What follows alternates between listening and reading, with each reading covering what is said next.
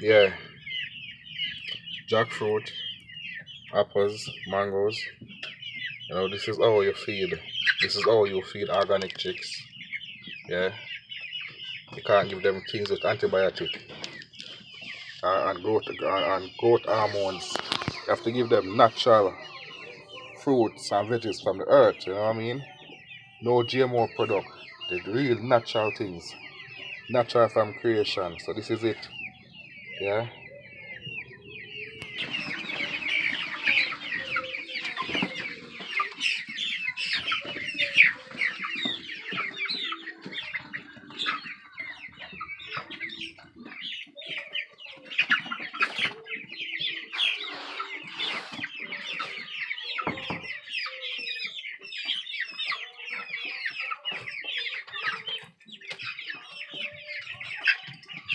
So this is another way to cut your feed bill because trust me, these birds love fruits.